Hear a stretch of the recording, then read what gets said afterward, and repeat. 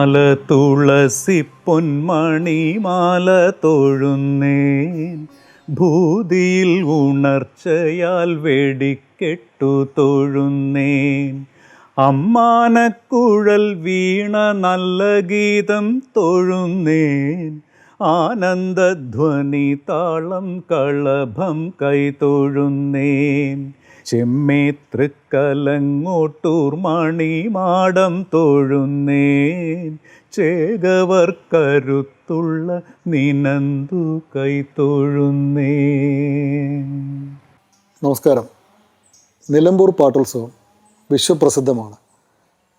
നിലമ്പൂർ പാട്ടുത്സവത്തിൻ്റെ ഉൽപ്പത്തിയെക്കുറിച്ചും ഐതിഹ്യങ്ങളെക്കുറിച്ചും സവിശേഷതകളെക്കുറിച്ചും ആചാരാനുഷ്ഠാനങ്ങളെക്കുറിച്ചുമെല്ലാം നമ്മോട് സംവദിക്കാൻ ഇന്നെത്തിയിരിക്കുന്നത് നിലമ്പൂർ കോവിലകത്തെ രണ്ടാം സ്ഥാനീയയായ ഉമാദേവി തമ്പാട്ടിയാണ്. നിലമ്പൂർ കോവിലക വളപ്പിലെ സുധർമ്മ കോവിലകത്താണ് ഉമാ തമ്പാട്ടി ഇപ്പോൾ താമസിക്കുന്നത്. നമുക്ക് ഉമാദേവി അമ്മയോട് നിലമ്പൂർ പാട്ടുത്സവത്തെക്കുറിച്ചുള്ള കാര്യങ്ങളെല്ലാം ചോദിച്ചറിയാം. നമസ്കാരം. നമസ്തേ. ഞാൻ നിലമ്പൂർ കോവിലത്തെ ഒരു അംഗമാണ്.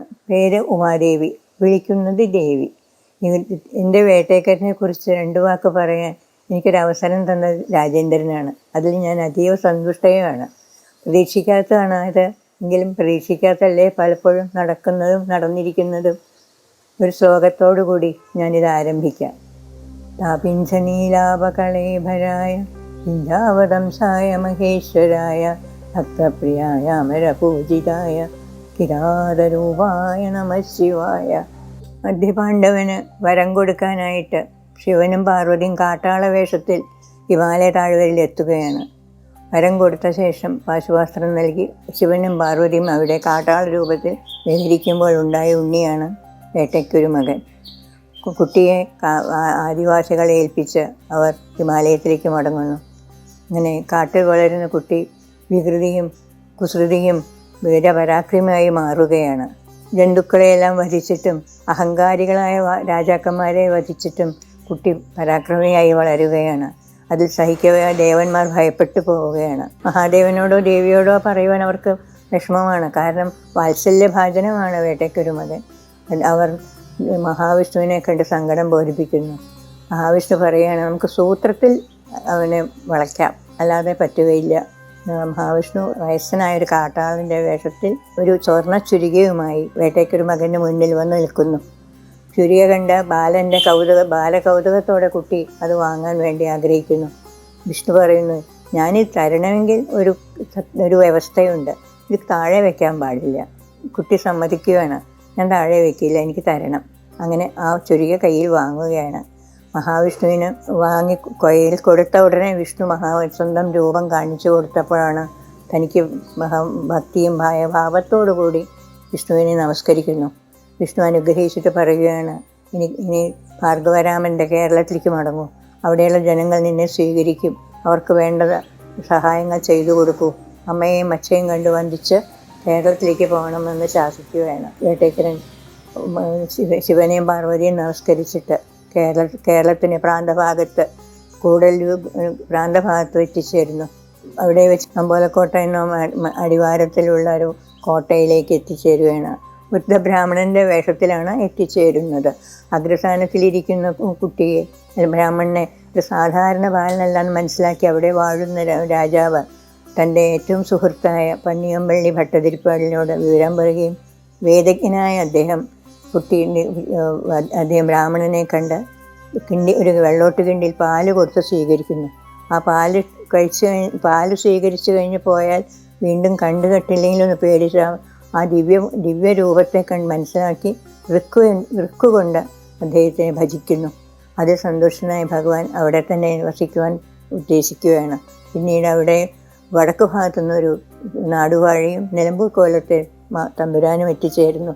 അവർ കുറച്ച് ദിവസം ബ്രാഹ്മണനോട് ഒന്നിച്ച് അവിടെ കഴിയുമ്പോഴും കളിയും ചതുരംഗക്കളിയും എല്ലാമായി ഉത്സാഹത്തോടെ ജീവിക്കുമ്പോഴാണ് വേട്ടയ്ക്കൊരു മകൻ സ്വന്തം രൂപം കാണിച്ചു കൊടുക്കണമെന്ന് ഉദ്ദേശിക്കുകയും അതിനായി കോട്ടയുടെ അകത്തുള്ള തൂണിൽ പ്രത്യക്ഷപ്പെടുകയാണ്.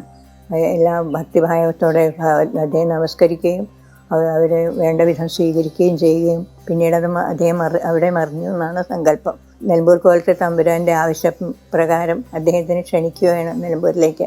അവിടെ അപ്രത്യക്ഷമായ ശേഷം ഇടയ്ക്കിടെ നിലമ്പൂരിൽ നിന്നും അദ്ദേഹം പോയി അവിടെ ഭജിച്ചു വന്നിരുന്നു. പിന്നീട് അദ്ദേഹത്തിന് പ്രായാധിക്യം കൊണ്ട് പോകാൻ വയ്യാതെയായി. അപ്പോൾ അദ്ദേഹം വേട്ടയ്ക്കരനോട് പ്രാർത്ഥിക്കുകയാണ്, നിലമ്പൂരിലേക്ക് വന്ന് ഞങ്ങളെ സന്തോഷിപ്പിക്കണമെന്ന്. ഞാൻ വരാം, പക്ഷേ എൻ്റെ കൂട്ടുകാരെയും കൊണ്ടുവരണം, അവർക്ക് വേണ്ട സൗകര്യം ചെയ്തു കൊടുക്കണം, അവരുടെ അന്നം മുടങ്ങിയാൽ ഞാൻ തിരിച്ചു പോകുമെന്ന് പറഞ്ഞു. അങ്ങനെ വേട്ടയ്ക്കരനെ ഇങ്ങോട്ട് ഒരു ബാലൻ്റെ രൂപത്തിലാണ് ഇവിടെ പ്രതിഷ്ഠ നിലമ്പൂര് അമ്പലത്തിൽ.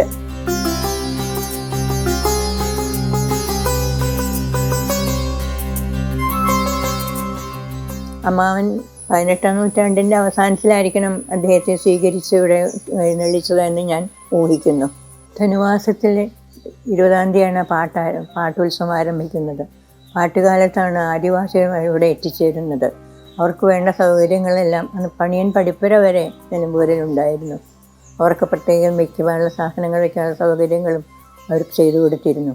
പാട്ടുത്സവം 6 ദിവസം നീണ്ടു നിൽക്കുന്നതായിരുന്നു. വലിയളം പാട്ട് ദിവസം സർവാണി പതിവുണ്ട്. കൊടി നാട്ടുമ്പോൾ അതിനടുത്ത് ചെറിയൊരു കൊടിയും കൂടെ വയ്ക്കും, ഒരു മുളയും കൂടെ വയ്ക്കും, അതിലൊരു പ്രാവിൻ്റെ രൂപം വയ്ക്കും. അതായത് അന്നദാനം ഉണ്ട് ഉച്ചയ്ക്ക്, ഒരു അറിവാണത് നാട്ടുകാർക്ക്.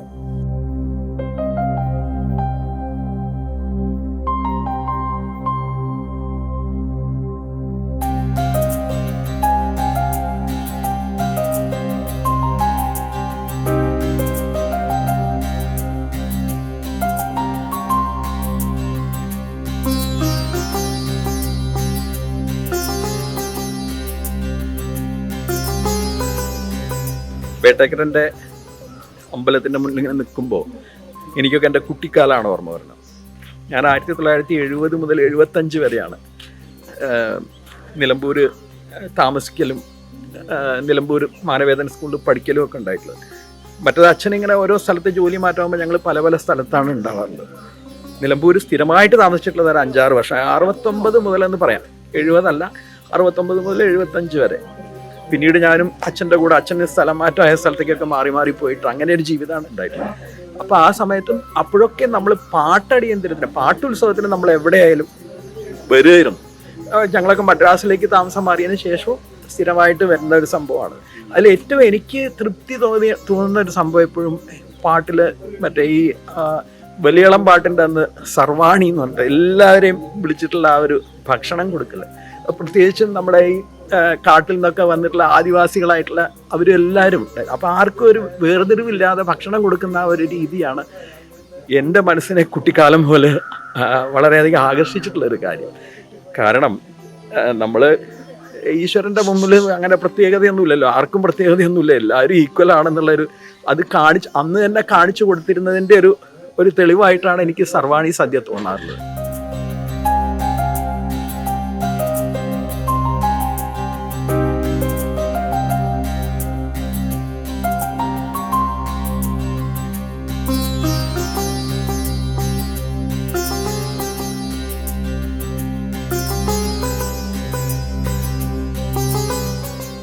നിലമ്പൂർ കോവിലകത്തെ വേട്ടയ്ക്കൊരു മകൻ ക്ഷേത്രത്തിൽ വർഷങ്ങളായി നടന്നു വരുന്ന കളംപാട്ടുത്സവത്തിൻ്റെ ഭാഗമായി നിലമ്പൂർ പാട്ടുത്സവം എന്ന പേരിൽ ഇത് നിലമ്പൂരിൻ്റെ മാത്രമല്ല മലബാറിൻ്റെ തന്നെ ചരിത്രത്തിൽ ഒരു ഭാഗം തന്നെയാണ്.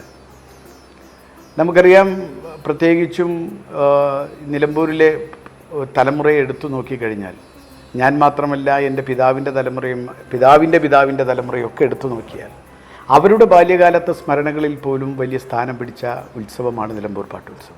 നിലമ്പൂർ കോവിലകത്തെ വേട്ടയ്ക്കൊരു മകൻ ക്ഷേത്രത്തിൽ പോയി അവിടെയുള്ള പാലും വെള്ളരി എന്ന വലിയ ഫംഗ്ഷൻ നമ്മൾ കാണുകയും, മാത്രമല്ല ഞാൻ എത്രയോ വർഷങ്ങളായി എൻ്റെ കുട്ടിക്കാലം മുതൽ ഞാൻ സർവാണി സദ്യ കഴിക്കുന്ന ആളാണ്. ഒരു 10-30 കൊല്ലമായിട്ട് സർവാണി സദ്യ കഴിക്കുന്ന ആളാണ്. അവിടെയൊക്കെ പാട്ടുത്സവത്തിൻ്റെ ഏറ്റവും വലിയ പ്രാധാന്യമായി ഞാൻ കാണുന്നത്, പാട്ടുത്സവം ഒരു മതേതരത്വത്തിൻ്റെ ഉത്സവം കൂടിയാണ്.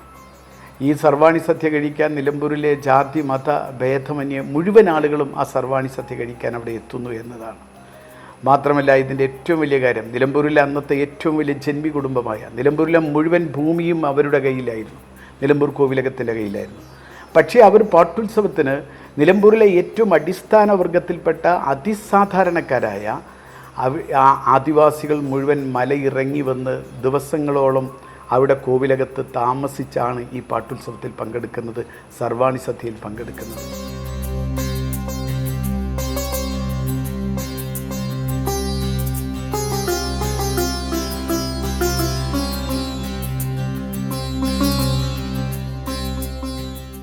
ഇത്രയും വലിയ ഒരു ജനം എത്ര സമാധാനപരമായാണ് അവര് വെയിറ്റ് ചെയ്യുന്നത്. പലരും ഇപ്പോൾ എനിക്ക് തോന്നുന്നത് 1.5-2 മണിക്കൂർ നേരമായി ഈ ലൈനിൽ നിൽക്കുകയാണ്. ഇത് സത്യത്തിൽ ഞങ്ങൾക്കൊക്കെ വളരെ അഭിമാനം തോന്നുന്ന ഒരു ദിവസം കൂടിയാണ്.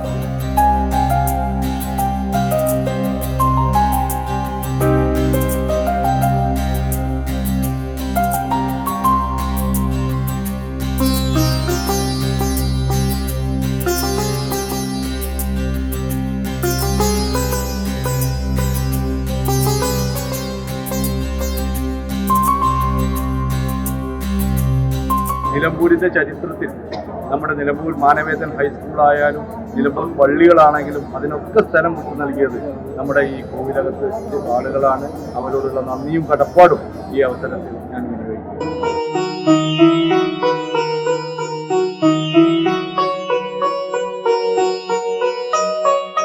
ഈ അന്നദാനത്തിന് സർവാണി സദ്യ എന്ന് പറയുന്നത്, അത് പണ്ട് 500 പറ അരി വെച്ചുള്ള സദ്യയാണ് നടത്തിയിരുന്നെന്ന് പറയപ്പെടുന്നു.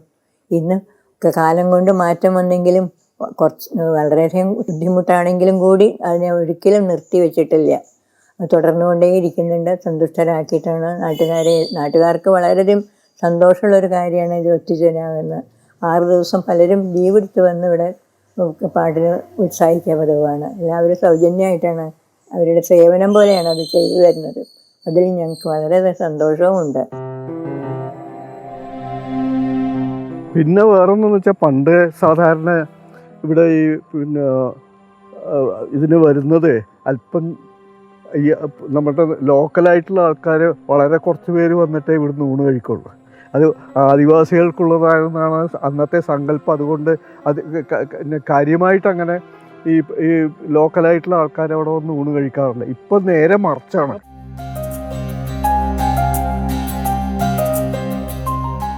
ഒരു കാര്യം കൂടെ ചോദിച്ചോട്ടെ, ഇത് ഈ ആദിവാസികൾ ഇത് കൊണ്ടുപോയിട്ട് മുളയ്ക്കകത്താക്കി അങ്ങനെയല്ല ഇവരിത് കൊണ്ടുപോയിട്ട് ഈ കറികൾ ഇതെല്ലാം കൂടി അങ്ങ് കുഴക്കും. കുഴച്ച് കഴിഞ്ഞിട്ട് ഇവരെന്ത് ചെയ്യും, ഈ പാറപ്പുറത്തിട്ടങ്ങ് ഉണക്കും. ഉണക്കിയിട്ട് അവരത് സൂക്ഷിക്കും. അത് ചിലപ്പോൾ മുളയുടെ ഇതിലായിരിക്കും. എന്നിട്ട് ഈ ഒരു കൊല്ലത്തിൻ്റെ ഇടയിൽ എന്ത് അസുഖം വന്നാലും ഇവരെ മരുന്നായിട്ട് കഴിക്കുന്നത് ഈ ഉണക്കിയിട്ടുള്ള അരിയാണ്.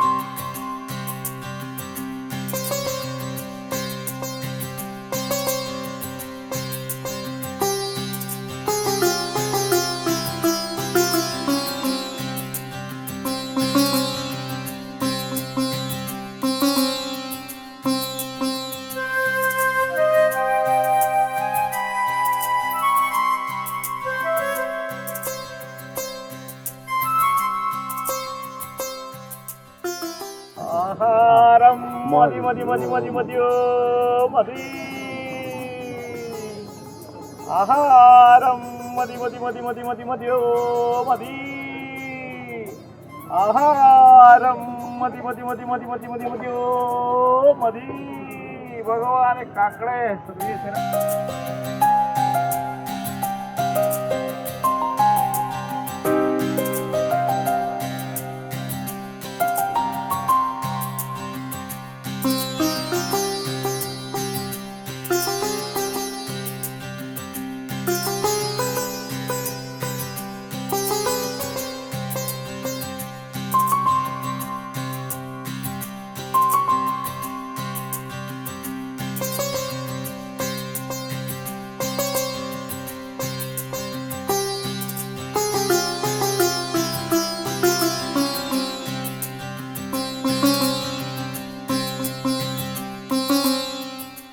പാട്ടുത്സവത്തിന് രാവിലെ നാദസ്വരം, കേളിക്കൊട്ട, വൈകുന്നേരം തായമ്പക, ആന നെറ്റിപ്പട്ടം കെട്ടുന്നവരെ താഴമ്പക എന്നാണ് കണക്ക്. പിന്നീട് അച്ഛനെയും അമ്മയും വന്ദിക്കുവാനായിട്ട് കരുങ്കാവിലേക്ക് പോകുന്നതാണ് ചടങ്ങ്. അതിനു മുമ്പ് കൂറയിടുന്ന സമ്പ്രദായമുണ്ട്. പാട്ടിൻ്റെ ധനു 20-ാം തീയതി ഉച്ചയ്ക്ക് ആണ് പാട്ട് കൂറയിടുന്നത്. വലിയ തമ്പുരാനും തന്ത്രി, കാരപ്പണിക്കർ, കുറുപ്പന്മാർ ഇവരെല്ലാം വന്നു ചേർന്ന ശേഷം കുറുപ്പാണ് കൂറയിടുന്നത്. കൂറയിടുന്ന മുമ്പായി കുറുപ്പ് 3 പ്രാവശ്യം വിളിച്ചു ചോദിക്കും, കൂറയിടട്ടെ എന്ന് 3 പ്രാവശ്യം ചോദിക്കുമ്പോൾ തമ്പുരാനും തന്ത്രിയും കാരപ്പണിക്കര് സമ്മതം കൊടുത്തിട്ടാണ് കൂറയിടുന്നത്. കൂറയിടുക എന്ന് പറയുന്നത് പാട്ടുപുരയ്ക്കുള്ളിൽ 4 കാല് തൂട്ടും. ഇവിടെ 4 കാലാണ്, ചിലയ്ക്ക് 16 കാലായിരിക്കും. സ്വർഗലോകത്ത് നടക്കുന്നതാണ് സങ്കല്പം. അവിടെ 1000 കാലെന്നും പറയും. ഇവിടെ കൂറയിടുന്നത് വിരാളിപ്പട്ട് കൊണ്ടാണ്. കറുപ്പും ചുവപ്പും ഉണ്ടായിരിക്കും. അതിൽ പ്രത്യേകതരം ചിത്രപ്പണികളും ചെയ്ത് ഉള്ളൊരു തുണിക്കാണ് ഈ കൂറ എന്ന് പറയുന്നത്, വിരാളിപ്പട്ട എന്ന് പറയുന്നത്. അതും തമ്പുരാൻ കൂർപ്പിൻ്റെ കൈക്ക് കൊടുക്കുകയാണ്.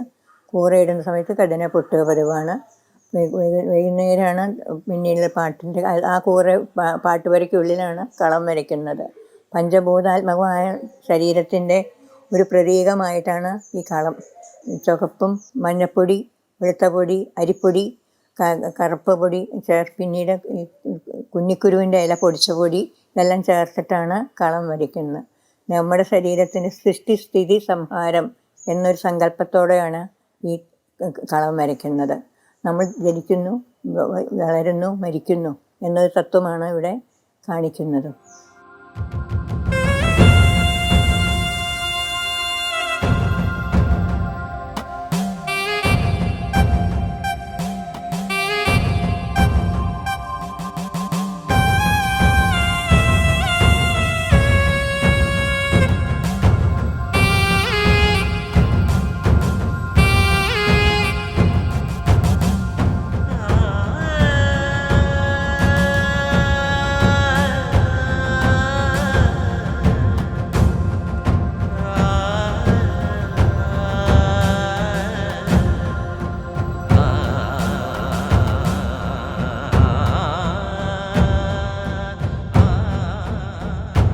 ഉച്ചപ്പാട്ട് കഴിഞ്ഞാൽ ഉടനെ ഒരു പായസ നിധിയുണ്ട്. അത് സപരിവാര പൂജ എന്നാണ് പറയുന്നത്. ആ കൊട്ട് കേട്ടാലാണ് അന്ന് നായാട്ടുണ്ടെന്ന് അറിയിപ്പാണ്.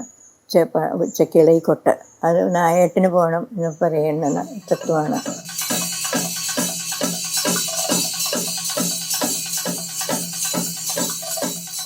സന്ധ്യയ്ക്ക് നായമ്പക കഴിഞ്ഞ് കരുങ്കാവിലേക്ക് അച്ഛനും അമ്മയും കാണുവാൻ രാത്രി 9 മണിയോടുകൂടിയാണ് കരുങ്കാവിലേക്ക് പോകുന്നത്. അത് അങ്ങോട്ട് എഴുന്നള്ളിപ്പില്ല. എല്ലാവരും കൂടെ ആനയും എല്ലാ പരിവാരങ്ങളുമായിട്ട് കരുങ്കാവിലേക്ക് പോകും. അവിടെ ചെന്ന് മേശാന്തി ശിവപൂജ നടത്തി ഭഗവാനെ സംതൃപ്തനാക്കി ഭഗവാന്റെ അടുന്ന് 2 മാല അവിടെ നിന്ന് മാലയെടുത്ത് കാരപ്പണിക്കരെ കയ്യിലേക്ക് കൊടുക്കുകയാണ്. തെച്ചിമാലയും തുളസിമാലയും. ശിവപൂജ കഴിഞ്ഞ് 2 മാല മേശാന്തി കാരപ്പണിക്കരെ കയ്യിലേക്ക് കൊടുക്കും. അതിൽ തെച്ചിമാല കഴുത്തിലിടും, തുളസിമാല ചുരികയുടെ മുകളിൽ ചുറ്റി വയ്ക്കും, വാളിൻ്റെ മുകളിൽ ചുറ്റി വയ്ക്കും. പിന്നീട് പുറത്തേക്കുള്ള എഴുന്നള്ളിപ്പാണ്.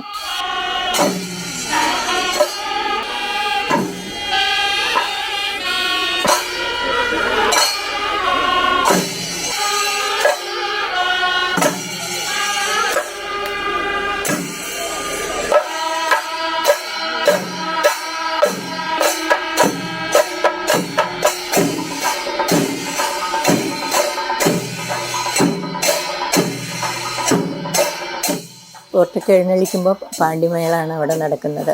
മേളത്തോടു കൂടിയാണ് ആനയുടെ മുമ്പിൽ 2 വലിയ വിളക്കും ഉണ്ടായിരിക്കും, കുത്തുവിളക്ക്. പിന്നെ കാരപ്പണിക്കർ, കാരപ്പണിക്കര മുമ്പിൽ കോൽവിളക്കുണ്ട്. അത് കഴിഞ്ഞാലാണ് കൊട്ടും വാദ്യവും.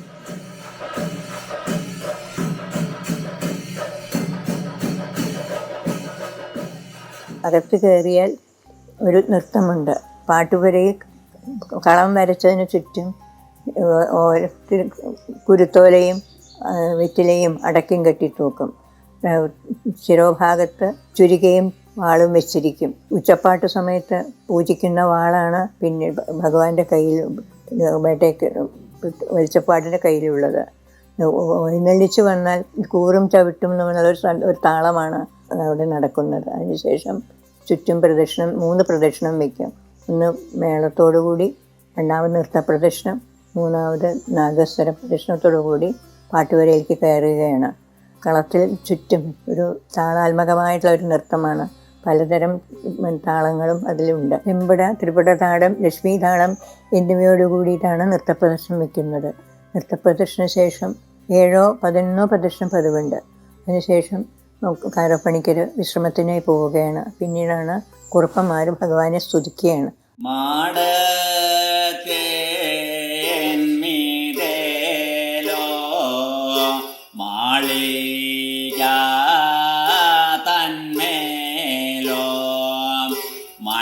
മണിയാറയിലോ മണി തോണിന്മേലോ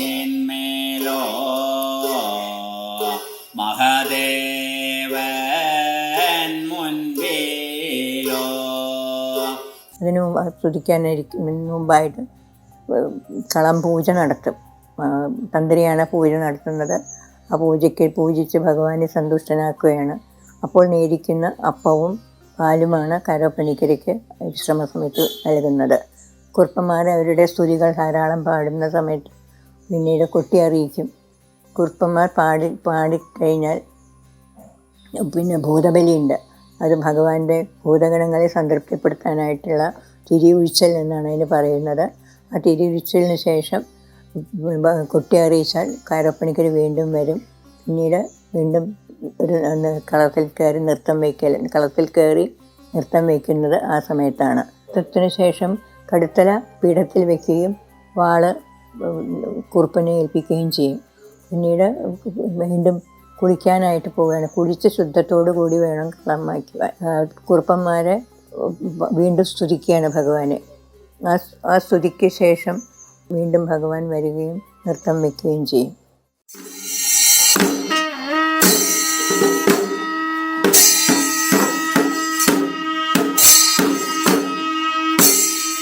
ഈ പാട്ട് നടക്കുന്നത് സ്വർഗലോകത്തും, പാടുന്നത് നാരദരും, കൊട്ടുന്നത് നന്ദികേശ്വരനും, കാഴ്ചയിൽ വെളിച്ചപ്പാട് വേട്ടയ്ക്കൊരു മകനും, കാണുന്നത് മുനിമാരുമെന്നാണ് സങ്കല്പം.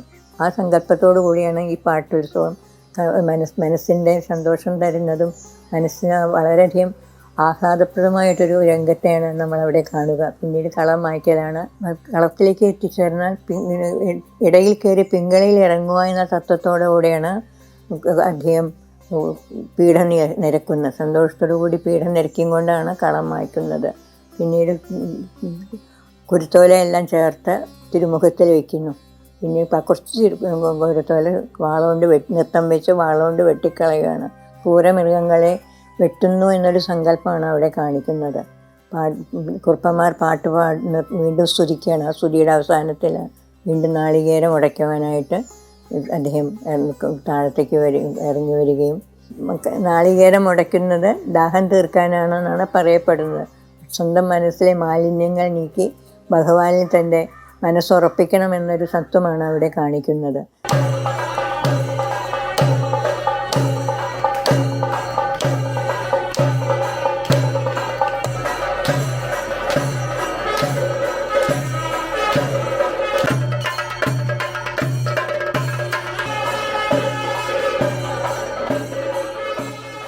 ഓം കിരാതരുഹായ നമഃ ശിവായ.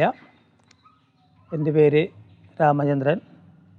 വേട്ടയ്ക്കൊരു മകൻ പാട്ടിൻ്റെ പാരമ്പര്യ കോമരമായിട്ട് 54 വർഷമായി രംഗത്ത് പ്രവർത്തിക്കുന്നു. വേട്ടയ്ക്കൊരു മകൻ എന്ന് പറഞ്ഞാൽ ശിവപുത്രനാണ്. വേട്ടയ്ക്കൊരു മകൻ എന്ന് പേര് വരാൻ കാരണം വേട്ടയ്ക്ക് പോയിട്ടുണ്ടായ പുത്രനായതുകൊണ്ടാണ് വേട്ടയ്ക്കൊരു മകൻ എന്ന പേര് വന്നത്. പിന്നെ വേട്ടയ്ക്കൊരു മകൻ്റെ ഏറ്റവും പ്രധാനപ്പെട്ട വഴിപാട് കളമ്പാട്ടും നാളികേരേറുമാണ്.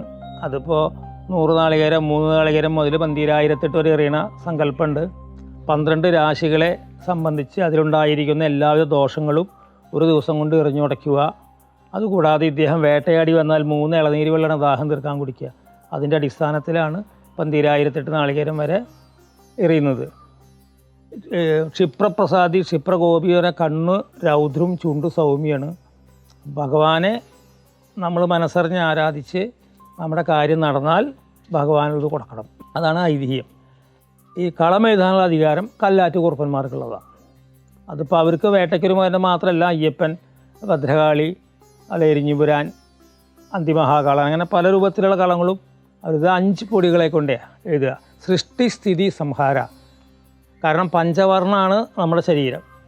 ആ പഞ്ചഭൂതത്തിൻ്റെ അടിസ്ഥാനത്തിലാണ് ഈ 5 പൊടികളെ കൊണ്ട് പച്ച, ചുവപ്പ്, മഞ്ഞ, കറുപ്പ്, വെള്ള, ഇതിൽ വേറെ പ്രകൃതിയിൽ നിന്ന് കിട്ടുന്ന പൊടികളെ കൊണ്ടാണ് എഴുതുന്നത്. ഇതിൽ കെമിക്കലോ വേറെ ഒന്നും ചേർക്കാറില്ല. ആ പൊടികളെ കൊണ്ടാണ് ഭഗവാന്റെ രൂപത്തെ എഴുതുന്നത്. ഇപ്പോൾ കളമ്പാട്ട് നടത്തുമ്പോൾ ആദ്യത്തെ ചടങ്ങ് രാവിലെ കൊട്ടിയറിയിക്കാൻ ഒരു ചടങ്ങുണ്ട്. അത് ഭഗവാന്റെ ഭൂതഗണങ്ങൾക്കുള്ളൊരു മുന്നറിയിപ്പാണ്. ഇന്ന് വേട്ടയാടലുണ്ട്, അതിന് തയ്യാറായി സജ്ജരായിരിക്കണം എന്നുള്ളൊരു മുന്നറിയിപ്പാണ്. അത് കഴിഞ്ഞിട്ട് ഉച്ചപ്പാട്ട്, ഉച്ചത്തിൽ പാടുക എന്നാണ്. ഇപ്പോൾ മിക്ക ആൾക്കാരെയും ധാരണ ഉച്ചപ്പാട്ട് ഉച്ചയ്ക്കേ പാടുള്ളൂ എന്നുള്ള ഒരു ധാരണയുണ്ട്. അതല്ല, ഉച്ചത്തിൽ പാടുക. അതായത് ഭഗവാനെ അന്ന് വേട്ടയാടലുണ്ട്, അതിന് കൂറയിട്ട് തിരുമേനിയും കുറുപ്പിരുന്ന് പൂജകളോട് കൂടിയിട്ടുള്ള പാട്ട് പാടി തയ്യാറെടുക്കുക എന്നൊരു ചടങ്ങാണ് ഉച്ചപ്പാട്ട്. ചിലമൂറ മദഗരി മുഗ മുടയ തിരുപുരം ആമിരി ജേത പര മുതല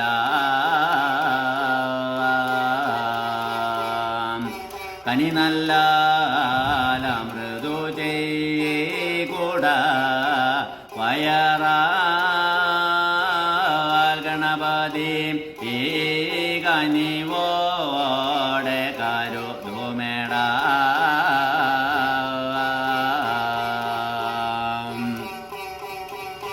പാലാം തിരുനിറം വരെ വളവേ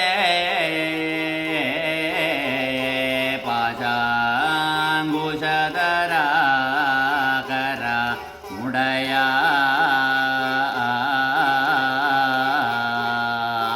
നീലാം തിരുനിറം നിറം നയനേ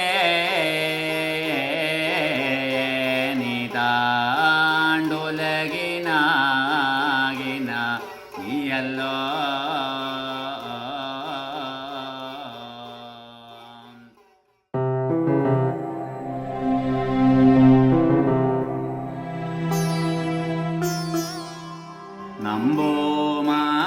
നമ്പൂമാലയോടെ ബാലുചെരിയോ നായാട്ടോ കൂട്ടമോ പുള്ളിയാരയാൽ കീഴോ അമ്പൂം കേട്ടും പല ആയുധങ്ങളോ ആണ്ടേഴോ ഉള്ളൂരേ പടിപ്പോര തന്നീലോ. അതിനുശേഷമാണ് കളമെഴുത്ത്. കളമെഴുത്ത് കഴിഞ്ഞ് വൈകുന്നേരം അത്താഴപൂജ കഴിഞ്ഞിട്ട് മുല്ലയ്ക്കൽ പാട്ടിന് എഴുന്നള്ളിക്കാൻ പോവുക. ചില സ്ഥലങ്ങളിൽ മുല്ലയ്ക്കൽ പാട്ട് എന്ന് പറയും, തെക്കൻ ജില്ലകളിലേക്ക് ചേർന്ന എതിരേൽപ്പ് എന്ന് പറയും. നമ്പൂമാ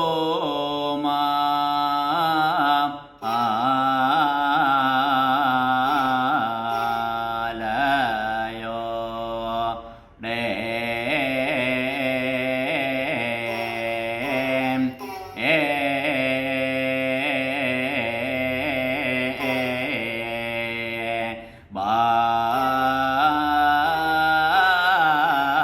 ബാലോ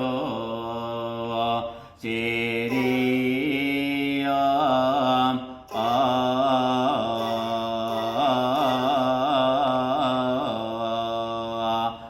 നായാട്ടോ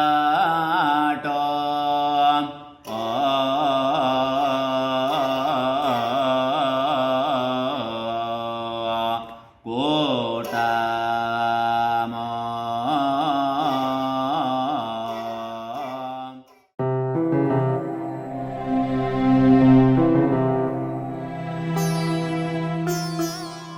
നിന്തിരുവടിയും വേടരൂപത്തിങ്കൽ തോന്നനായ പോലും വേടരേ ഗണവരെ ഗുരുവരെ പുളിയരെ എന്നിങ്ങനെ എമ്മോർജിലാകമ്പടി മേനോക്കി വിളമ്പന്മാരെന്നിങ്ങനെ 16,000 വിളകിരിവില്ലി ചേകവരാലെ കൊട്ടുമാർ പലങ്കാരത്തോടും കൂടി കേട്ടെഴുന്നല്ല വരുപോയാക പോലും ആരോമലെന്നുടെ വേട്ടയാണ്ട വീരാ വേട്ടയ്ക്കൊരു മകൻ നിന്തിരുവടി പോലും ദൈവമേ. മുല്ലയ്ക്കൽ പാട്ട് എന്ന് പറഞ്ഞാൽ ഒരു ആലൻ്റെ വീട്ടിൽ പോയിട്ട് വേട്ടയാടാൻ പോവുകയാണ്. അപ്പോൾ അതിന് അവിടെ പൂജ കൊടുത്തിട്ട് അവിടുന്ന് ദുഷ്ടമൃഗങ്ങളെ ആട്ടിയോടിച്ച് കൊണ്ടുവരിക വാദ്യഘോഷത്തോട് കൂടിയിട്ട്. ദുഷ്ടമൃഗങ്ങൾ നമ്മൾ പറയുമ്പോഴും ദുഷ്ടതയെ അകറ്റാൻ വേണ്ടി കൊണ്ടുവരിക. അങ്ങനെ അവരുമായിട്ടുള്ള യുദ്ധമാണ് ഈടും കൂറും ചവിട്ടുക എന്നുള്ളത്. ശിവതാണ്ഡവ നൃത്തത്തിൻ്റെ ഒരു വകഭേദമാണ് ആ ചവിട്ടൽ. അത് കഴിഞ്ഞ് കളത്തിന് ചുറ്റും ആണത നൃത്തമുണ്ട്, കളപ്രതിഷ്ഠം. അത് കഴിഞ്ഞിട്ടാണ് നമ്പൂതിരി പൂജ കൊടുക്കുക, കളം പൂജ. ആ കളം പൂജയ്ക്ക് ഗണപതിക്ക് നേറ്റില്ല, നേരിട്ട് വേട്ടയ്ക്കൊരു മകനാണ്. എല്ലാ പൂജയ്ക്കും ഗണപതി നേറ്റും കഴിഞ്ഞിട്ട് ബാക്കിയുള്ള ഭഗവാന് നേറ്റിക്കുള്ളൂ. പക്ഷേ വേട്ടയ്ക്കത്തെ കളം പൂജയ്ക്ക് നേരിട്ട് ഭഗവാനാണ് പൂജ. അപ്പോഴാണ് ആ കളത്തിന് ജീവൻ വരുള്ളൂ. സൃഷ്ടി സ്ഥിതി സംഹാരം. അതിനുശേഷം പാട്ടുപാടി തിരുവുച്ചിലുണ്ട്. അത് അഷ്ടദിഗ്ബാലകന്മാർക്കുള്ള തിരുവുച്ചിലാണ്. അതിന് മന്ത്രങ്ങളൊക്കെ ഉണ്ട്. അത് കഴിഞ്ഞ് കളത്തിൽ വന്നിട്ടൊരു ആനന്ദ നൃത്തമുണ്ട്, വല്യമ്മ നൃത്തം ചെയ്യും. അത് കഴിഞ്ഞാൽ 2 തുടറ മുകളിൽ നിന്നിട്ട് പട്ട് എഴുതി കൊടുത്ത് നൃത്തം ചെയ്യും.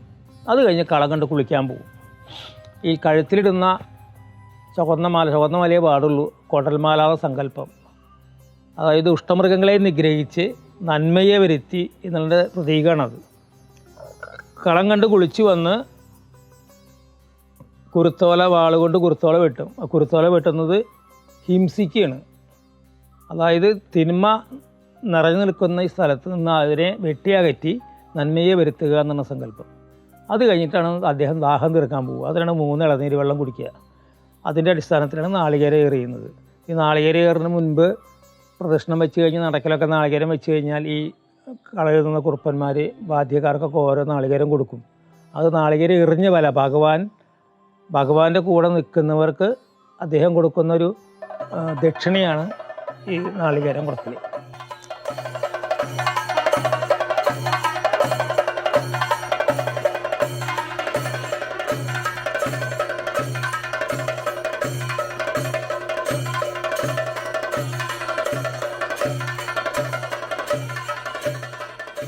അങ്ങനെ അത് കഴിഞ്ഞ് കുരുത്തോല കൊണ്ട് നാളികേരം കഴിഞ്ഞ് വന്ന് കുരുത്തോല കൊണ്ട് തിരുമുഖം മാച്ച് ആ തിരുമുഖത്തിലുള്ള ജീവചൈതന്യത്തെ വെളിച്ചപ്പാടിൻ്റെ ശരീരത്തിലേക്ക് ആവാഹിച്ചു.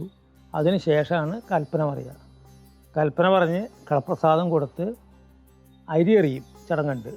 ആ അരി എറിയുന്ന ചടങ്ങ് കഴിഞ്ഞാൽ കൂറ വലിക്കും. അപ്പോൾ ഈ ചടങ്ങിന് പങ്കെടുക്കുമ്പോൾ പരിപൂർണമായിട്ട് ഇത് കണ്ടാൽ മാത്രമേ ഭഗവാന്റെ അനുഗ്രഹാശിസുകൾ നമുക്ക് കിട്ടൂ. ഊട്ടും പാട്ടും ആണെന്ന് പറയുക. ഊട്ട് പ്രധാന.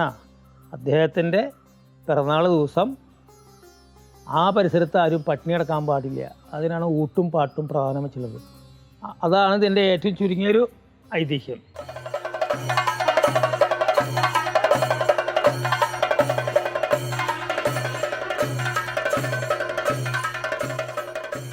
നമ്മളിപ്പോൾ പന്തിരാരി അറിയുമ്പോൾ അതിന് 41 ദിവസം നോൽമ്പ് വേണം. 41 ദിവസം മുൻപ് ഈ ക്ഷേത്ര ഭാരവാഹികളും ഊരാളന്മാരും അതിൻ്റെ അടിയന്തര പ്രവർത്തിക്കാരും കൂടി ഭഗവാന്റെ മുമ്പിൽ നിശ്ചയിക്കണം. വ്രതം വേണം. അത് എന്നെ സംബന്ധിച്ചിടത്തോളം ഞങ്ങൾ പ്യുവർ വെജിറ്റേറിയനാണ്. അതുപോലെ തന്നെ കന്നിമാസം 1-ാം തീയതി മുതൽ കർക്കിടകം 31 വരെ പ്യുവർ നോൽമ്പായിട്ട് തന്നെയാണ് ജീവിക്കുന്നത്. ഇപ്പോൾ നാളികേരം അറിയുമ്പോൾ പലരും ചോദിക്കാറുണ്ട്, നിങ്ങൾ അറിയുന്നുണ്ടോ, കാര്യങ്ങൾ അറിയുന്നുണ്ടോ എന്നുള്ളത്. പക്ഷെ പുറത്ത് ആൾക്കാർ നിൽക്കണം കാണാതെ നമ്മുടെ മക്കളാണോ അല്ലെങ്കിൽ മരുമക്കളാണോ അല്ലെങ്കിൽ നമ്മളറിയുന്ന വ്യക്തികളാണോ എന്ന് നമ്മുടെ മനസ്സിൽ തോന്നാറില്ല. ഭഗവാനിൽ നമ്മൾ മനസ്സർപ്പിച്ചുകൊണ്ട് ഭഗവാനെ ധ്യാനിച്ചുകൊണ്ടാണ് ഇത് അറിയുന്നത്. അത് ചിലപ്പോൾ 2.5 മണിക്കൂർ കൊണ്ട് 10,000 കഴിഞ്ഞെന്ന് വരാം, ചിലപ്പോൾ 2.25 മണിക്കൂർ കൊണ്ട് കഴിഞ്ഞെന്ന് വരാം. അതൊക്കെ ഓരോ ദിവസത്തിൻ്റെ ഫലത്തിൻ്റെ അടിസ്ഥാനത്തിലായിരിക്കും അത് നടക്കുക. ഭഗവാന്റെ നാമങ്ങൾ നമ്മൾ മനസ്സിൽ പറയുക, അങ്ങനെ ഇതിലേക്ക് ഇറങ്ങുക. അപ്പോൾ ഇതെല്ലാം ഭംഗിയായിട്ട് നടക്കുന്നു. അപ്പോൾ ഈ കാര്യം മാത്രമല്ല, ആരായാലും ഭഗവത് നാമങ്ങൾ കൂടുതൽ ജപിച്ചു കഴിഞ്ഞാൽ കൂടുതൽ, പ്രത്യേകിച്ച് ഈ കലികാലത്തിൽ ചെയ്തു കഴിഞ്ഞാൽ കൂടുതൽ അവർക്ക് അനുഗ്രഹാശിസുകൾ ഉണ്ടാവുമെന്നാണ് എൻ്റെ വിശ്വാസം. ഇതൊന്നും എൻ്റെ ഒരു കഴിവാന്ന് ഞാൻ വിശ്വസിക്കുന്നില്ല. ഭഗവാന്റെ ഒരു അനുഗ്രഹം മാത്രമേ ഉള്ളൂ. ഭഗവാനിൽ അർപ്പിക്കുക, ഭഗവാൻ നമ്മളെ കടാക്ഷിക്കട്ടെ, അതുമാത്രമേ ആഗ്രഹമുള്ളൂ.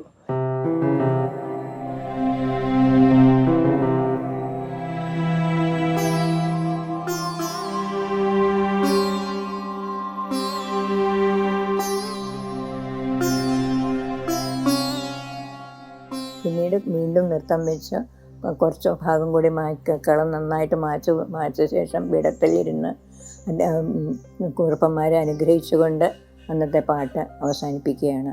പിന്നീട് ഭഗവാൻ ആ തിരുമുഖത്തു നിന്നും കടുത്തല കൊണ്ട്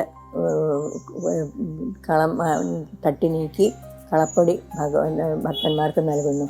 അതിനുശേഷം വീണ്ടും ഒരു നിലവിളക്ക് അവിടെ കത്തിച്ചു വയ്ക്കും. ഭൂതഗണങ്ങളെ സന്തുഷ്ടരാക്കി പറഞ്ഞയച്ചു എന്നൊരു സംതൃപ്തിയോടുകൂടി കടുത്തല 3 നൃത്തം വെച്ച് ആളും കടുത്തലയും അടയ്ക്ക് നേരെ കൊണ്ടുവച്ച് സാഷ്ടാംഗ നമസ്കാരം ചെയ്തുകൊണ്ട് ഉത്സവം അവസാനിപ്പിക്കുകയാണ്. 3 മണിക്ക് ശേഷം വീണ്ടും കൊടിയിറങ്ങും. ഇന്നത്തെ ഉത്സവം അതോടെ അവസാനിക്കുന്നു. കുറുപ്പം വലിയ തമ്പുരാനോട് കൂറ വലിക്കട്ടെന്ന് ചോദിക്കുകയും അനുവാദം കൊടുക്കുകയും ചെയ്യുന്നതോടുകൂടി കൂറാവിൻ വീരാളിപ്പട്ട് വാങ്ങിയിട്ട് അതിനെ മടക്കി വൃത്തിയാക്കി തമ്പുരാൻ്റെ കയ്യിൽ കൊടുക്കുകയാണ്. അന്നത്തെ പാട്ടിൻ്റെ അവസാനമാണ്. അതോടുകൂടി കൊടിവരം മുറിക്കുകയും ചെയ്യും. ഇതൊരു ഭയവും ഭക്തിയും ഭാവത്തോടു കൂടിയുള്ള ഈ ഉത്സവം നമ്മുടെ എല്ലാവരുടെയും മനസ്സിന് ശാന്തിയും മനസ്സാഹാനവും നൽകട്ടെ എന്നുള്ള പ്രാർത്ഥനയാണ്. പ്രധാന വഴിപാടുകളാണ് പാലിനേദ്യം, അപ്പം വഴിപാട്, അംഗപ്രത്യംഗം എന്നാണ് ഇതിന് പറയുക. പിന്നെ ബ്രാഹ്മണർക്കുള്ള നമസ്കാരം, ചതുശ്ശതം, ഇതെല്ലാമാണ് ഭഗവാനെ പ്രീതിപ്പെടുത്തുവാനായിട്ട് നിലമ്പൂർ കോവിലത്ത് നടത്തി വരുന്നത്. ഇന്നും അത് തുടർച്ചയായിട്ട് നടന്നു വരുന്നുള്ള സന്തോഷവും എനിക്കുണ്ട്.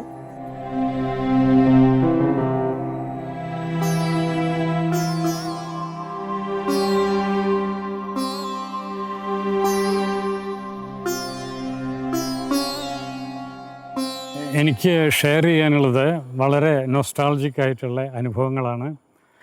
നിലമ്പൂർ കോവിലകത്തെ പറ്റിയിട്ടും നിലമ്പൂർ കോവിലകം വേട്ടക്കരുമുഖൻ ക്ഷേത്രത്തെ പറ്റിയും.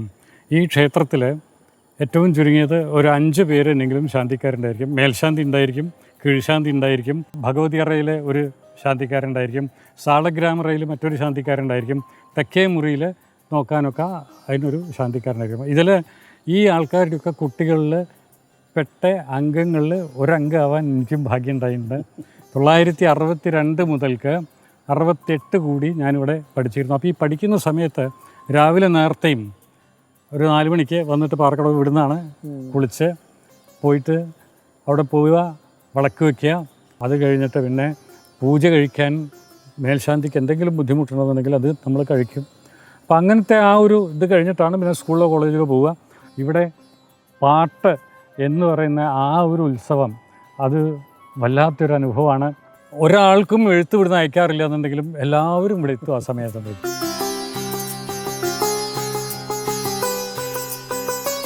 ഈ പാട്ടിനോടനുബന്ധിച്ചിട്ട് ഒരു കാര്യം കൂടി ഉണ്ട്. അതെന്താ വെച്ചാൽ വഴിപാടുകളും പാട്ടിൻ്റെ സമയത്ത് അന്ന് ഉച്ചയ്ക്ക് ഇവിടെ ഒരു പാലും വെള്ളരി എന്നൊരു ചടങ്ങുണ്ട്. ഈ പാലും വെള്ളരി എന്ന് പറഞ്ഞാൽ 18 കോമരങ്ങൾ, കോമരം എന്ന് പറയും, വെളിച്ചപ്പാട്. ഈ വെളിച്ചപ്പാട് ഉറഞ്ഞു തുള്ളിയിട്ട് അനുഗ്രഹിക്കലാണ് അതിൻ്റെ ചടങ്ങ് ഭഗവതിക്ക്. അപ്പോൾ അതെങ്ങനെയാണെന്ന് വെച്ചാൽ പണ്ടിവിടെ 19 ദേശങ്ങളാണ് ഈ നിലമ്പൂർ കോലത്തിന് അനുവദിച്ചിട്ടുള്ളത്.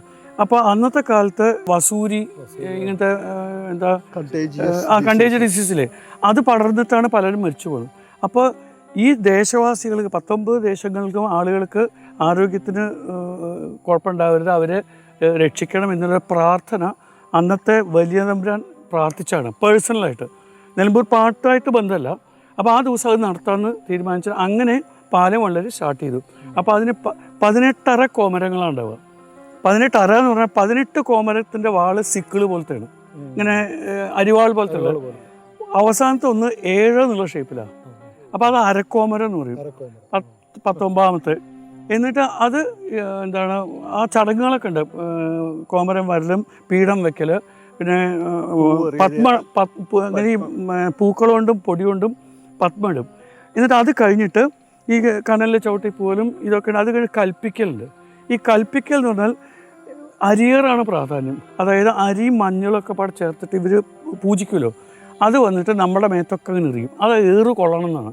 ആ ഏറ് കൊണ്ടാൽ പിന്നെ ആ കൊല്ലം ഈ പാൻഡമിക് ഒന്നും വരില്ല. ഈ വിഷൂചിക, അതായത് എന്താ വസൂരി, അങ്ങനത്തെ ഉള്ള സംഭവങ്ങളൊന്നും വരില്ല എന്നാണ്. അപ്പോൾ അതിനു വേണ്ടി എല്ലാവരും വരും. അപ്പോൾ അവർക്കൊരു എന്താണ് ദക്ഷിണ വെച്ചിട്ട് നമസ്കരിക്കും.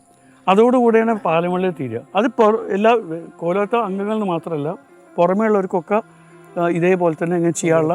ഉരുളി കമഴ്ത്തുന്നതോടെയാണോ ഇത്? ഉരുളി കമഴ്ത്തിയിട്ട് ഒരു ഫലശ്രുതി പറയും. ഒരു ഗോൾഡ് കോയിൻ, 2 ഗോൾഡ് കോയിൻ ഉണ്ട്, അതിൻ്റെ ഹെഡ് ആൻഡ് ടെയിൽ അത് ട്വിസ്റ്റ് ചെയ്ത് കഴിഞ്ഞാൽ വീഴുമ്പോൾ അത് രണ്ടും ഒരേ ഹെഡ് തന്നെ വന്നു വെച്ചാൽ നല്ലതാണ്. രണ്ടും ടെയില വന്നു വെച്ചാൽ എന്തോ മോശമുണ്ട്. രണ്ടുമായിട്ട് വന്നാൽ, ഒന്ന് ടെയിലും ഒന്ന് വന്നാൽ കോമ്പൻസേറ്റ് ചെയ്ത് പോകുന്നതാണ്. അപ്പോൾ അതിന് എന്തൊക്കെ ചെയ്യണം എന്നുള്ള അവർ വെളിച്ചപ്പെട്ട് പറയും.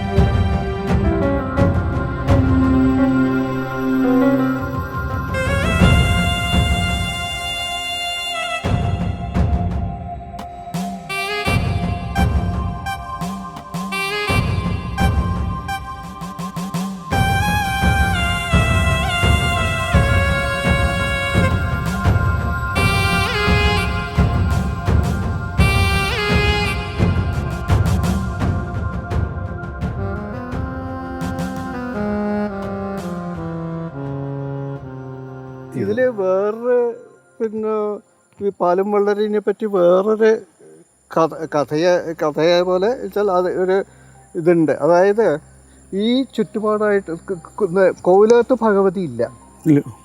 ഈ പിന്നെ കോവിലകത്തെ ഭഗവതി അമ്പലങ്ങളില്ല.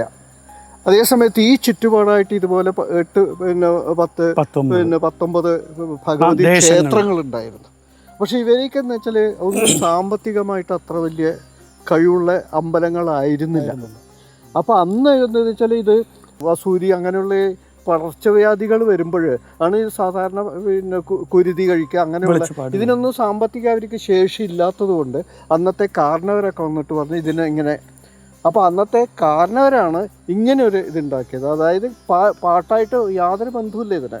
അപ്പോൾ ഇങ്ങനെ ആ ഒരു ദിവസം വഴിപാടുകളും പാട്ടിൻ്റെ അന്ന് ഉച്ചക്ക് പിന്നെ മറ്റേ ഇത് ചെയ്യാം ഇങ്ങനെ ഒരു ഇത് എന്നിട്ടാണ് അത് അങ്ങനെ ഒരു പിന്നെ ചടങ്ങുകൾ ഉണ്ടാക്കി പേഴ്സണൽ വഴിപാട് അങ്ങനെ ഒരു പിന്നെ വേർഷനും കൂടി ഉണ്ട് ഇതിന്.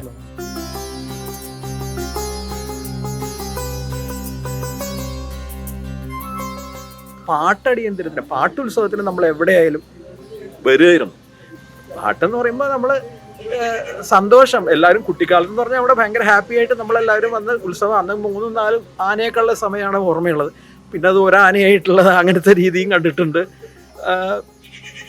അതൊക്കെ തന്നെയാണ്. അല്ലാതെ ഈ പുറത്തുള്ള പാട്ടുത്സവം എന്ന് പറഞ്ഞുള്ള ആഘോഷം ഒക്കെ പിന്നീട് വന്നതാണ്. ഇപ്പം എല്ലാവർക്കും നിലമ്പൂർ പാട്ടുത്സവത്തിന് എനിക്ക് എൻ്റെ പരിചയമുള്ള ചില പാട്ടുകാരൊക്കെ പറയും നിലമ്പൂർ പാട്ടുത്സവത്തിന് ഞാൻ ഗാനമേളയ്ക്ക് പോകുന്നുണ്ടെന്നൊക്കെ പറയുമ്പോൾ ഞാൻ പറയും അത് വേറെ പാട്ടുത്സവം, അത് പുറത്ത് അതിൻ്റെ രീതിയിലുള്ള ഉത്സവം എന്നുള്ളതേ ഉള്ളൂ. പക്ഷെ അമ്പലത്തിനെ സംബന്ധിച്ചിടത്തുള്ള പാട്ട് അടിയന്തരം എന്നുള്ളത് ഈ വേട്ടക്കരൻ്റെ അമ്പലത്തിന് നടക്കുന്നതാണെന്നുള്ളത് പലർക്കും അറിയാതെ പോകുന്നൊരു സംഭവമുണ്ട്. അത് ഈ ഡോക്യുമെൻ്ററി മൂലം ആ ഒരു തെറ്റിദ്ധാരണയും കൂടി മാറ്റാം എന്നുള്ളതാണ് ഞാൻ വിചാരിക്കുന്നത്.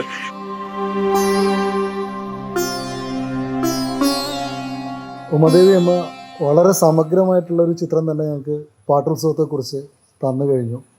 നിലമ്പൂർ പാട്ടുത്സവത്തിൻ്റെ ഐതിഹ്യവും അതിന് പിന്നിലുള്ള കഥകളും ആചാരങ്ങളെക്കുറിച്ചൊക്കെ വളരെ വിശദമായിട്ട് ഞങ്ങളുമായിട്ട് പങ്കുവച്ചു.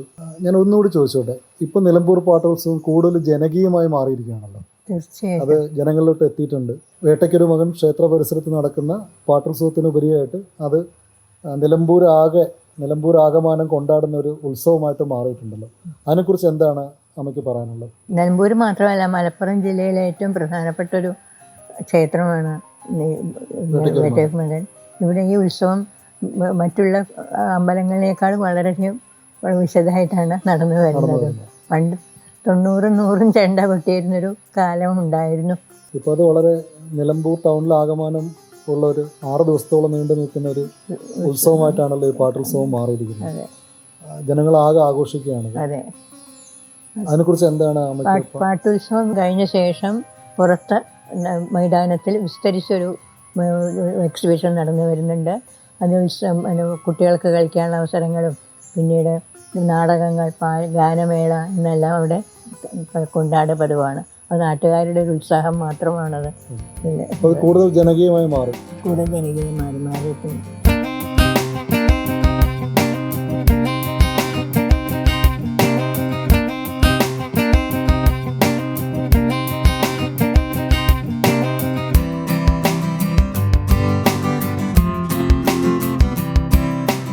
ഞാൻ പഞ്ചായത്ത് പ്രസിഡൻ്റായിരുന്ന സമയത്ത് ഏകദേശം ഒരു 18 വർഷം മുൻപ് നിലമ്പൂർ പാട്ടുത്സവത്തെ ഒരു സാംസ്കാരിക ഫെസ്റ്റിവൽ കൂടിയാക്കി മാറ്റാൻ വേണ്ടിയുള്ള ശ്രമം ഞങ്ങൾ നടത്തി. അത് ഈ കഴിഞ്ഞ 18 വർഷമായി തുടർന്ന് വരികയാണ്. നിലമ്പൂരിലേക്ക് ജനങ്ങൾ കുത്തിയൊഴുകി വരികയാണ്. ആ നിലമ്പൂർ കോവിലകത്തെ വേട്ടയ്ക്കൊരു മകൻ ക്ഷേത്രത്തിലെ ഉത്സവത്തോടനുബന്ധിച്ച് തന്നെ ഒരു വലിയ സാംസ്കാരിക ഉത്സവമായി, ഒരു ടൂറിസം ഫെസ്റ്റിവലായി ഇതിനെ മാറ്റിയെടുക്കാൻ സാധിച്ചു എന്നതാണ്. ഇന്ന് ഇന്ത്യ രാജ്യത്തെ, പ്രത്യേകിച്ചും സൗത്ത് ഇന്ത്യയിലെ പ്രധാനപ്പെട്ട മുഴുവൻ കലാകാരന്മാരെയും ഈ കഴിഞ്ഞ 18 വർഷമായി വിവിധ പരിപാടികളിലൂടെ ഇവിടെ എത്തിക്കാൻ നമുക്ക് സാധിച്ചു. നിലമ്പൂർ പാട്ടുത്സവത്തിനെ കുറിച്ച് പറയുകയാണെങ്കിൽ നിലമ്പൂരിലെ വ്യാപാരികൾ എല്ലാ വർഷവും പ്രതീക്ഷയോടെ കാത്തിരിക്കുന്ന ഒരു ഉത്സവമാണ്. മലബാറിൽ തന്നെ ഏറ്റവും വലിയ ഉത്സവം നിലമ്പൂരിലെ എല്ലാ ജനവിഭാഗങ്ങളും മത രാഷ്ട്രീയ ഭേദമന്യേ എല്ലാവരും കൊണ്ടാടുന്ന ഒരു ഉത്സവമായി നിലമ്പൂർ പാട്ടുത്സവം മാറിയിരിക്കാം. അതിലേക്ക് നമ്മൾക്കും കൂടി പങ്കെടുക്കാൻ സാധിച്ചതിൽ വലിയൊരു ഭാഗ്യമായി കാണും. ജനുവരി മാസം തുടങ്ങിക്കഴിഞ്ഞാൽ നിലമ്പൂരുകാർക്ക് ഈ പാട്ടുത്സവമായിട്ട് ബന്ധപ്പെട്ട കാര്യങ്ങളെക്കുറിച്ചാണ് കൂടുതൽ ചർച്ച.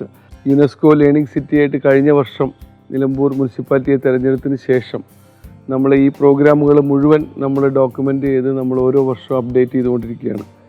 ഇനി നിലമ്പൂർ പാട്ടുത്സവം ഇന്ത്യയിൽ മാത്രമല്ല ലോകത്തിൻ്റെ വിവിധ ഭാഗങ്ങളിൽ അറിയപ്പെട്ടുകൊണ്ട് നമ്മളെ എല്ലാ ഭാഗത്തു നിന്നുള്ള ആളുകളെ നിലമ്പൂരിലേക്ക് ആകർഷിക്കാനും നിലമ്പൂരിൻ്റെ പ്രകൃതി ഭംഗി ആസ്വദിക്കാനും നിലമ്പൂരിനെ കുറിച്ചുള്ള കൂടുതൽ കാര്യങ്ങൾ അറിയാനും ഒക്കെ വേണ്ടിയിട്ട് ഉള്ള ഒരു വലിയ ശ്രമത്തിലാണ് നിലമ്പൂരിലെ വ്യാപാരികളും അതോടൊപ്പം തന്നെ Nilambur മുനിസിപ്പാലിറ്റിയും.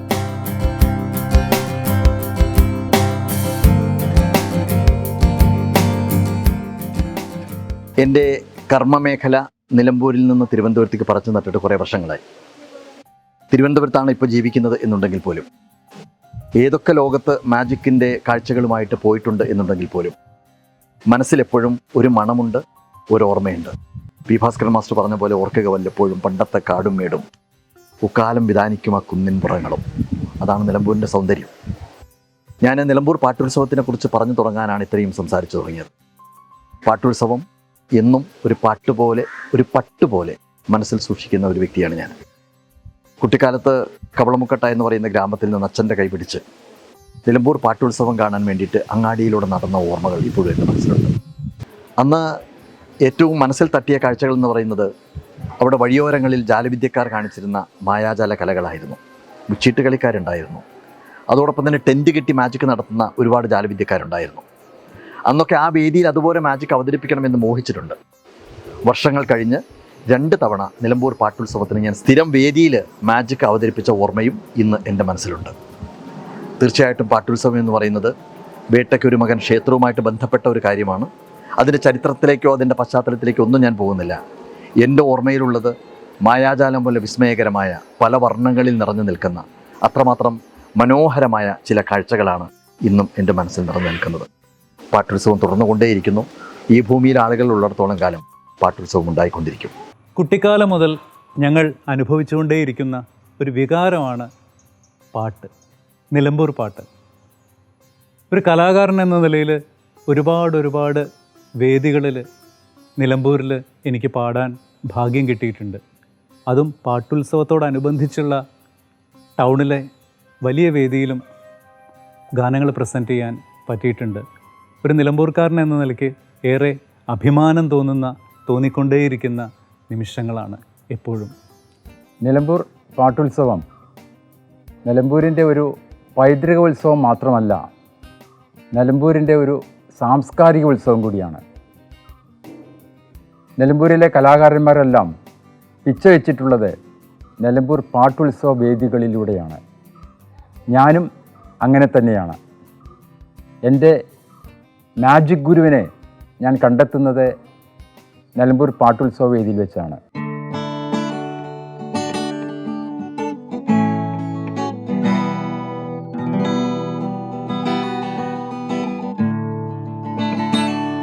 Well, the season's almost over and the rain keeps falling down, and the good friends of tomorrow lay behind me on the ground.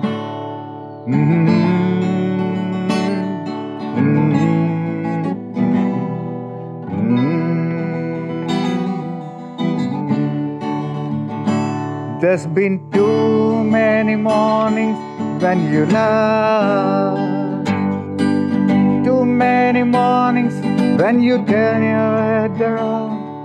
Your truth will reward you in the end. Love is faithful to comfort you again. Nilambur പാട്ട് ആണ് യഥാർത്ഥത്തിൽ കലാരംഗത്ത് എന്നെ എന്തെങ്കിലും ആക്കിയത്. നിലമ്പൂർ പാട്ടിന് മുമ്പ് എടുത്തു പറയുകയാണെങ്കിൽ ശ്രുതി താളം എൻ്റെ ഉള്ളിൽ സന്നിവേശിപ്പിച്ചത് അമ്മയാണ്. പറഞ്ഞാൽ അമ്മയുടെ രാമായണം വായനയുടെ സുന്ദരകാന്ഡത്തിൻ്റെ ശ്രുതിയും താളവും. അത് കഴിഞ്ഞ് കുറച്ച് ബാല്യത്തിൻ്റെ അടുത്ത സ്റ്റേജിൽ ഞാൻ കേൾക്കുന്നത് ആലിപ്പറമ്പിൽ ശിവരാമ പൊതുവാൾ, പിന്നെ തിരുവേപ്പുറ രാമ പൊതുവാൾ, തൃത്താല കേശവ പൊതുവാൾ, വലിയ വലിയ ഗംഭീര മഹാശയന്മാർ ഇവിടെ വന്ന് കൊട്ടുന്നു, വീരശൃംഖലയും പട്ടും വളയൊക്കെ വാങ്ങി പോകുന്നു. അവരുടെ മുമ്പിൽ ഈ താളത്തിൻ്റെയൊക്കെ എന്താ മലവെള്ളപ്പാച്ചിൽ, പെരുമഴ മുഴുവൻ അങ്ങനെ കണ്ട് കേട്ട് ആസ്വദിച്ച് എൻ്റെ ബാല്യം അത് ഗംഭീരമായിട്ട് യൗവനത്തിലേക്കും കൗമാരത്തിലേക്കും ഇതാ ഇപ്പോൾ വാർദ്ധക്യത്തിലേക്കും നിലമ്പൂർ പാട്ട് വളരെ ഗംഭീരമായിട്ട് ഇപ്പോഴും എന്നെ സ്വാധീനിക്കുന്നു.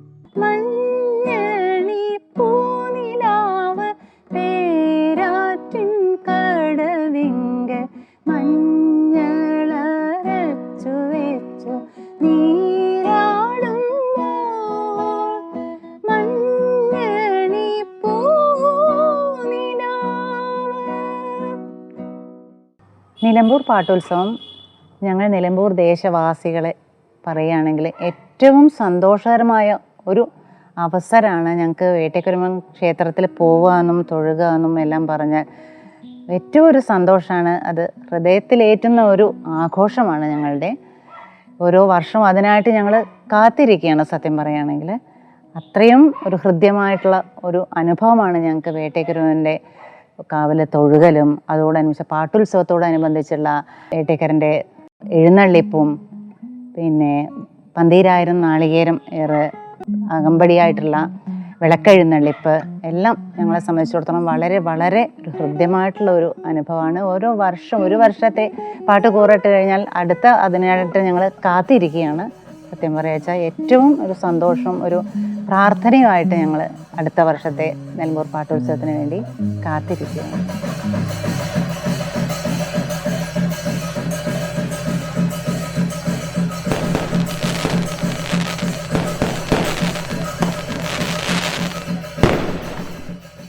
പൂമാല തുളസി പൊന്മണിമാല തൊഴുന്നേൻ, ഭൂതിയിൽ ഉണർച്ചയാൽ വെടിക്കെട്ടു തൊഴുന്നേൻ, അമ്മാനക്കുഴൽ വീണ നല്ല ഗീതം തൊഴുന്നേൻ, ആനന്ദധ്വനി താളം കളഭം കൈ തൊഴുന്നേൻ. ഈ ഉത്സവത്തിൻ്റെ പ്രധാനം മാനവരാശിയുടെ ജീവിതം എന്നതാണ്. ഈ സന്ദേശത്തോടു കൂടി ഞാൻ എൻ്റെ വരികളെ അവസാനിപ്പിക്കട്ടെ. ഭഗവാന്റെ കാരുണ്യത്തിനായി പ്രാർത്ഥനയോടെ